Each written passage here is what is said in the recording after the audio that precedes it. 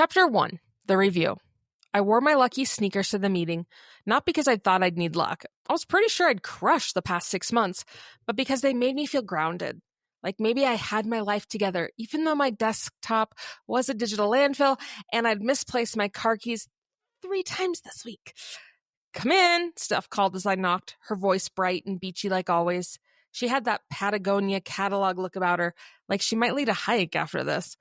I stepped inside and smiled. "Ready for me?" "Of course." She gestured to the chair across from her and closed her laptop. "I've been looking forward to this." I exhaled a little. "Okay, good start." If this story is already tugging at something in you, hit that subscribe button. We share real, raw, and inspiring stories every week, the kind that stay with you long after the video ends. So if you're into heartfelt journeys and gentle breakthroughs, you're in the right place. Steph launched into the usual corporate sandwich: praise, constructive feedback, more praise. She said she'd loved the creative direction of the email campaigns, the influencer strategy was solid, and the spring launch had outperformed projections. I nodded along, trying not to grin like a Labrador puppy, and I know managing ADHD can be hard sometimes, but you're doing a great job staying on top of things. I blinked. Wait, what? I felt my smile freeze on my face like I'd been flash frozen in the produce aisle. "Sorry, what was that?" She looked up, surprised. "Oh, just that I know it can be tricky balancing creativity and the chaos that sometimes comes with it, but you've clearly got systems that work for you, and we're seeing results." I nodded, slow. Systems, right, like color-coded sticky notes and 3 different to-do apps I'd never finished setting up. She moved on, talking about Q3 plans, but my brain didn't follow. It was off sprinting through my messy drawer in my life, pulling out years of late assignments, forgotten birthdays, and a 2 a.m. idea spiral. ADHD? Was that my deal? All this time? She wrapped up with a sunny, "You're doing great, really. Just a few tweaks to keep your leadership sharp." And I thanked her and walked out smiling like I was totally normal and fine. I wasn't. By the time I got back to my desk, I'd already opened a new browser tab and typed ADHD symptoms in women. I clicked the first article. By paragraph 2, I forgot to breathe. Chapter 2, Rabbit Holes and Revelations. I don't remember making it home that night. Not in the usual sense of driving and unlocking the door and kicking off my shoes. I must have done all those things. But the part of me that was present had gone fully into hyper-focus mode. By 11:43 p.m., I had 14 browser tabs open, a half-eaten burrito in my lap, and exactly 0 concept of time. Did you know ADHD in women doesn't always look like the bouncing off the walls kind we grew up seeing on TV? Sometimes it just looks like being too sensitive, or forgetting appointments, or always being just a little behind, even though you're trying your absolute hardest not to be. Sometimes it looks like me. I scrolled down an article that listed symptoms like a BuzzFeed quiz titled, "Are you secretly a human tornado?" 1. Loses things constantly. 2. Interrupts people mid-conversation. Guilty. 3. Forgets what she's saying halfway through a sentence. Also guilty. 4. Has 1,000 tabs open in her brain at all times. Yep. 5. Feels like everyone else got the rule books for life, and she didn't. Why? I leaned back on my couch, the glow of my laptop bouncing off the ceiling. It was like someone had been following me around with a clipboard my whole life and finally turned in the report. I wasn't lazy, I wasn't flaky, I wasn't broken, but I might have ADHD. I slammed the laptop shut and stared at the ceiling fan, which, by the way, still had 2 blades that squeaked. I'd meant to fix that for like 6 months. Was I just realizing something everyone else already knew? That thought stung more than I expected. What else about me did people see clearly while I was busy trying to be normal? I pulled a blanket over myself and stared at the burrito like it had betrayed me. I didn't want this, a label, a diagnosis, a reason why I was sometimes felt like a hot mess in a sundress. But there it was, and now I couldn't unknow it. I reached for my phone, opened notes, and wrote, Maybe this is why I'm amazing. Maybe this is why I'm amazing and exhausted. I closed my eyes. Tomorrow, I'd decide what to do with this. Maybe. But tonight, I was going to sit in the weird, achy, hopeful space where everything made sense for the first time. Chapter 3. Everything, Everywhere, All at Once. I woke up the next morning with my laptop still open, a tortilla chip in my hair, and the creeping realization that I had cried over a BuzzFeed-style symptom list. Cool. Very emotionally stable of me. I dragged myself into the kitchen, poured half and half into my coffee like it owed me money, and stared out the window. There was a time in second grade when I forgot to come back inside after recess. Just wandered off to build a leaf city by the fence. The teacher found me 40 minutes later explaining to a squirrel how municipal composting worked. That wasn't quirky. That was ADHD. I nearly dropped my mug. All these little memories came rushing back like overdue library books.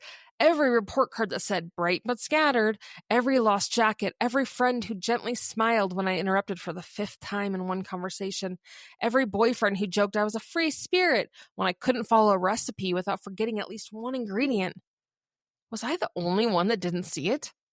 I got dressed in my usual beach meets boardroom startup uniform, flowy blouse, ripped jeans, sneakers, and headed to work, half expecting someone to stop me on the sidewalk and whisper, "We've known all along." The workday was chaos. As usual, my inbox had 237 unread emails, which I absolutely did not open. I triple booked a content meeting, and I lost my phone twice before 11 a.m. But something felt different. Now I had a lens, a name, and honestly, a little anger. Why didn't anyone catch this sooner? Why wasn't I told that executive function isn't just about willpower, that I wasn't just bad at adulting? I texted my best friend, Jasmine. "Can I call you later?" Jazz, "Always. Crisis or overthinking?" Me, ADHD. Jazz, "Oh, babe, that makes so much sense." I stared at her reply. That makes sense? I should have been offended, but instead I felt relief. We talked later that night. I word vomited everything. Steph's review, my deep dive, the squirrel incident, all of it. Jasmine didn't flinch. "You've always been electric," she said. "You just didn't have the right outlet." I blinked hard. She added, "It's not about fixing you. It's about plugging you into something that works for your wiring." Okay, wow. Now that needed to go on a mug. Before bed, I set a calendar alert for tomorrow's leadership sync, color-coded it and everything. Then I laughed to myself, because who was I? But also, maybe I was becoming her. Still with us? This is the kind of story we share every week. Hit subscribe to follow along. Chapter 4, The Strength Strategy. My phone chimed at 9:45 a.m. sharp. Focus hour. No Slack, no tabs, just right. Past me was really starting to look out for future me. I pulled on my headphones, clicked into the new campaign draft, and actually wrote for a solid 40 minutes without checking Instagram, wandering to the kitchen, or researching the origin of the word sustainable, which, for the record, I'd done 3 times last week. This new thing I was trying, working with my brain instead of against it, was weirdly working. Timers, color-coded Google Calendar blocks, a delegation list titled, "Let People Help You, Marta." I even had a habit tracker that threw digital confetti at me every time I remembered to drink water or answer a Slack message on time. Don't get me wrong, I still lost my keys yesterday and sent a quick text that turned into a 23-minute TikTok scroll, but I was learning to forgive myself faster. And more importantly, I was done trying to be some beige version of professional that never really fit. My brain is a neon sign in a world of soft lighting, and I finally stopped trying to dim it. This week alone, I'd pitched a "she's everything, she's just camp" parody ad that made the whole team snort laugh. I built an influencer launch template in Notion, and for the first time in company history, I submitted a full campaign doc 2 days early. Who even was I? Just as I was highlighting a section to rework, someone knocked on the open door frame. Steph. She had two coffees in hand and a look I couldn't quite read. "You got a minute?" she asked. I nodded, caught off guard. "Always." She handed me the oat milk latte I didn't even realize I needed and sat down in the guest chair like she'd done it 100 times before. "I've been meaning to say," she started. whatever you're doing, it's noticeable. Your team's humming. Your creative is still gold, but now it feels tighter. You've always had the spark, but now it's like you're actually lighting fires." My cheeks flushed. I took a sip of latte to buy time. Steph leaned in a little, genuinely curious. "So, what changed?" I paused, heart suddenly thudding in my chest. Do I tell her? Do I say it out loud? Because the truth is, I think I finally figured out how to see myself clearly, and now everything's starting to shift. Chapter 5. What have you done? I swirled the coffee in my cup like it might stir up the courage I needed. Steph was still looking at me, curious, open, waiting, but not pushing, which somehow made it even harder to dodge the question. What changed? I took a breath and said it. I think I have ADHD. Her eyebrows lifted, not in shock, more like in confirmation. I mean, I went on, voice quickening, I didn't know I had it. No one told me, ever. But you said something during my review and about managing it, and I started digging. And it was like somehow someone laid my whole life out in bullet points. All these things I thought were character flaws. I trailed off, unsure if I was oversharing. Steph's smile was warm. That makes a lot of sense. Honestly, I assumed you knew. I laughed a little too loudly. Nope. Was just out here raw dogging neurodivergence. She snorted. Well, whatever you've done to support yourself these past couple months, it's working. I've seen your leadership evolve, Marta. You're not trying to do everything yourself anymore. Your team's growing under you, not around you. And the ideas you used to forget to pitch, you're getting them in front of us. I blinked hard. Thanks, I said, voice softer now. I've started building systems, timers, delegation lists, and I've stopped hating myself every time I need a sticky note to remember my own name. Steph tilted her head. That's not a weakness. That's you learning how to work with your brain. I wanted to hug her, or sob, or maybe both. Instead, I just nodded. Honestly, it feels good to stop pretending I'm someone else and just be me. Loud, scattered, idea-packed, color-coded me.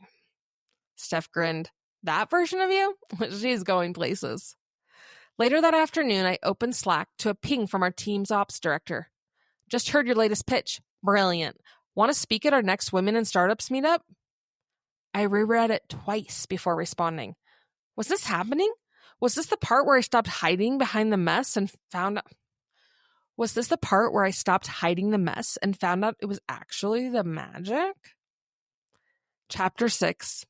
All along. The event was held at a co-working space downtown. All sleek light fixtures and kombucha taps. I practiced my talk 7 times, changed my outfit 3, and still felt like a raccoon in a blazer when I stepped up to the mic.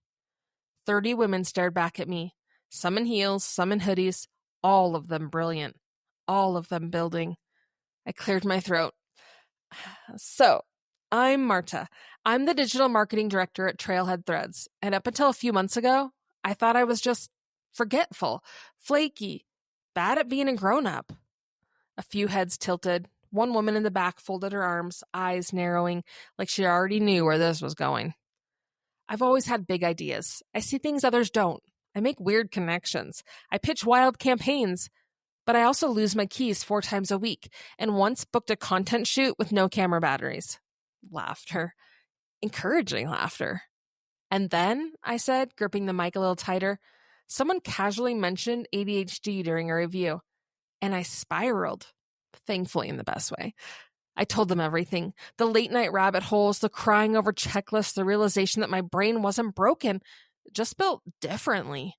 I shared how I started delegating, using timers, letting go of shame, how I'd stopped trying to be organized and started trying to be effective, how I leaned in on what made me, me, and how everything had started to change. When I finished, the room was quiet for a beat. Then someone clapped. Then someone else. Then I couldn't hear anything over the applause.